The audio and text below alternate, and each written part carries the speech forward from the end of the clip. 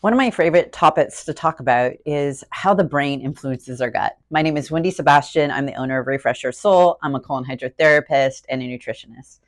So, when we're talking about the HPA axis, what does that mean? So, the hypothalamus, pituitary, adrenals. So, a lot of people don't understand how the brain can actually communicate with the gut and vice versa.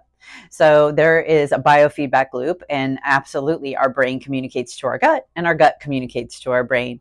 So if we're in rest and digest, then we're in a state where our digestion is working effectively, and that's actually sending signals to our brain. Hey, there's no more fire, we can cool down. However, if we're in fight and flight, where we're not in a sympathetic state, then it's saying, hey, there's a fire in the kitchen, there's a fire in the kitchen, there's something going on down there. So we actually know by the work done by Emmer and Mayer and Dr. Drosman, that has been going on for several decades. They've actually published several papers that there is a definite relationship between the two. So we now know that if you have negative emotions or you're in a traumatic state or have actually had past trauma, these things has affect our actual microbiome diversity and our bacteria. So we actually see that if you had a negative emotion, that will actually communicate down to our brain, and we actually can see the actual bacteria start to work against us. So being mindful about how what we're letting in our environment, how our emotions are, how what emotions we're allowing in our body, in our space, what we're contributing in our emotional environment is very important. Also, if we've had past traumas in our life, how that may be currently affecting our digestive tract. Let me give you an example. If you've had any past trauma as a child, a lot of times we will see clients or patients come in and they will have digestive issues, and they'll be like, I'm not understanding why I'm having these current digestive issues.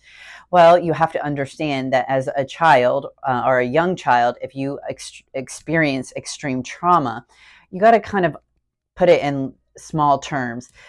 A natural thing to do is our body holds a score. There's actually a book written about that, that the stress response is we are in a fight and flight state, therefore we're not in rest and digest.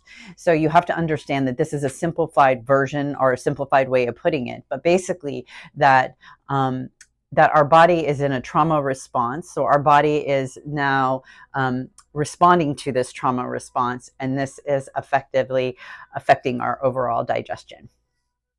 So learning to understand our body and having a little bit of compassion has gone a long way. Understanding that sometimes that some of these digestive issues didn't just happen today, and that unraveling them over a period of time takes a long time. So Drosman, he coined the frame IBS is actually a syndrome. So a lot of the clients would come in and they would talk about this IBS syndrome, and they couldn't find a diagnosis. And they would talk about feeling bloated and distended. And this is actually how they came up with the IBS label, because they couldn't find an actual diagnosis. There wasn't a disease or a cancer, but this was very real for the patient. And a lot of that they found was due to stress. Again, so we have these heightened ways of being from the hypothalamus pituitary gland. So basically, stress caused by emotional, physical stress has affected the biome and or digestion of the patient. So it's very real for people to have digestive issues as a result of their physical stress, their environmental or psychological stress. So there's a lot of studies on this, and we actually see also that due to digestive issues, we actually see the reverse also happening as well. So this will also affect their emotional or physical stress as well. So if you're having digestive issues, this will also cause you stress. So as a result of having more understanding and continuing to learn and unfold the science around this, we now see that these things all interact and interplay together. And this is how they coined the frame, the second brain of the second brain of the body.